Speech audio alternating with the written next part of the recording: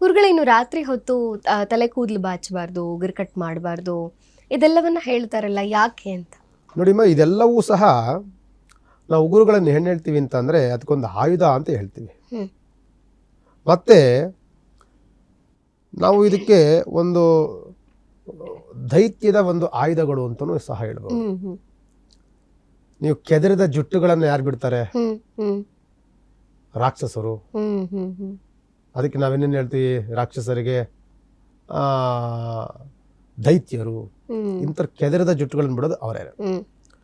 ಮತ್ತೆ ಈ ಉಗುರುಗಳನ್ನು ಬೆಳೆಸೋದು ಯಾರು ಅಂತಂದ್ರೆ ರಾಕ್ಷಸರು. ಏನು ಒಳ್ಳೆ ರಾಕ್ಷಸ ಬಿಟ್ಟಂಗೆ ಬಿಟ್ಟಿದೆಯಲ್ಲೋ. ಅಂದರೆ ಸಂಧ್ಯಾಕಾಲವನ್ನು ಕಳೆದ ನಂತರದಲ್ಲಿ, ಇದು ದೈವ ಕಾಲವಲ್ಲ, ಇದು ನಂತರದಲ್ಲಿ ಪ್ರೇತ ಕಾಲಗಳವೆಲ್ಲವೂ ಸಹ. ಸಾಯಂಕಾಲ ಗೋಧೂಳಿ ಸಮಯ ಕಳೆದ್ರೆ ಅದು ಪ್ರೇತ ಕಾಲಗಳಿನ್ನೆಲ್ಲವೂ ಸಹ. ನಾವೇನು ಮಾಡ್ತೀವಿ? ಆಮೇಲೆ ಏನು ಮಾಡ್ತೀವಿ ಹೇಳಿ? ಊಟ ಮಾಡ್ತೀವಿ, ಮಲಗ್ತೀವಿ, ಯಾವುದು ಕೆಲಸ ಕಾರ್ಯಗಳನ್ನು ಮಾಡೋದಿಲ್ಲ, ದೇವತಾ ಸ್ಮರಣೆಗಳನ್ನು ಮಾಡೋದಿಲ್ಲ, ಏನು ಮಾಡೋದಿಲ್ಲ. ನಾವು ವಿಶ್ರಾಂತಿಯಲ್ಲಿರ್ತೀವಿ. ಅದನ್ನ ದೈತ್ಯ ಕಾಲಗಳು ಅಂತ ನಾವು ಹೇಳ್ತೀವಿ.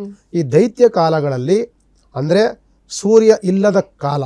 ಸೂರ್ಯ ಇದ್ದಾನೆ ಅಂತಂದರೆ ಅದು ಬೆಳಕಿನ ಕಾಲ, ದೇವತಾ ಕಾಲ. ಚಂದ್ರ ಬಂತ ಅಂತಂದರೆ ಕತ್ತಲೆಯ ಕಾಲ, ದೈತ್ಯ ಕಾಲ ಅಂತ ಹೇಳ್ತೀವಿ. ಸೂರ್ಯ ಮುಳುಗಿದ ನಂತರದಲ್ಲಿ ನಾವು ಯಾವುದೇ ಆದಂತಹ ಉಗುರು ಕಟ್ ಮಾಡ್ಕೊಳ್ಳೋದಾಗಲಿ, ಕೂದಲು ಬಾಚ್ಕೊಳ್ಳೋದಾಗಲಿ, ಮತ್ತೊಂದು ಈ ಬೇರೆ ಬೇರೆ ಏನಾದರೂ ನಮ್ಮ ದೇಹದಲ್ಲಿ ಏನಾದರೂ ಬೇರೆ ಬೇರೆ ಕೆಲಸಗಳನ್ನು ಮಾಡೋದಾಗಲಿ, ಅದೆಲ್ಲವೂ ಸಹ ಅದನ್ನು ಸ್ಥಗಿತವನ್ನು ಮಾಡಬೇಕು. ಅದನ್ನು ಮಾಡಿದಾಗ ನಿಮಗೆ ಕೆಟ್ಟದ್ದಾಗತ್ತೆ, ಕೆಟ್ಟ ಶಕುನಗಳು ಬರುತ್ತೆ, ಕೆಲಸ ಕಾರ್ಯಗಳಲ್ಲಿ ಅಡೆತಡೆಗಳು ಬರುತ್ತೆ, ಅಭಿವೃದ್ಧಿ ಆಗೋದಿಲ್ಲ. ದೈತ್ಯರು ಬಂದಂದರೆ, ರಾಕ್ಷಸರು ಬಂದರೆ ಏನಾಗುತ್ತೆ? ರಾಕ್ಷಸ ಗುಣಗಳು ಬರುತ್ತೆ ಅನ್ನೋದನ್ನು ಬಿಂಬಿಸುವುದಕ್ಕೋಸ್ಕರವಾಗಿ, ಅದರ ಪ್ರತಿಬಿಂಬವಾಗಿ ನಾವು ಹೇಳುವಂಥದ್ದು ರಾತ್ರಿ ಕಾಲದಲ್ಲಿ, ಅಂದರೆ ಸೂರ್ಯ ಮುಳುಗಿದ ನಂತರದಲ್ಲಿ ಯಾರೂ ಸಹ ಇಂಥ ಕೆಲಸಗಳನ್ನು ಉಗುರು ಕಟ್ ಮಾಡೋದಾಗಲಿ, ತಲೆ ಬಾಚ್ಕೊಳ್ಳೋದಾಗಲಿ ಅಂಥದ್ದು ಯಾವುದು ಮಾಡಬೇಡಿ. ಮನೆಗೆ ಶುಭವಲ್ಲ, ಮನೆಗೆ ಅದು ಒಳಿತನ್ನು ಕೊಡೋದಿಲ್ಲ. ನೀವು ಹಳ್ಳಿ ಕಡೆ ಹೇಳ್ತಿದ್ರು, ಉಗುರು ಕಟ್ ಮಾಡಿ ರಾತ್ರಿ ಹೊತ್ತು ಹಾಕ್ಬಿಟ್ರೆ ಚೇಳಾಗಿ ಬಂದ್ಬಿಡ್ತದೆ, ಹಾವಾಗ ಬಂದ್ಬಿಡುತ್ತೆ ಮನೆಗೆ ಅಂತ. ಏನಕ್ಕೆ ಎದುರಿಸೋರು ಅಂತಂದರೆ ಇವೆಲ್ಲವೂ ಸಹ ಚೇಳು, ಇವೆಲ್ಲ ಏನಕ್ಕೆ ಹೇಳಿರುತ್ತೆ ಅಂತಂದರೆ ಅದು ಕೆಟ್ಟದನ್ನು, ಅಂದರೆ ನಿಮಗೆ ತೊಂದರೆ ಕೊಡೋಕ್ಕೆ ಬರುತ್ತೆ ಅನ್ನುವಂಥಕ್ಕೋಸ್ಕರವಾಗಿ ಹೇಳ್ತಿದ್ರು.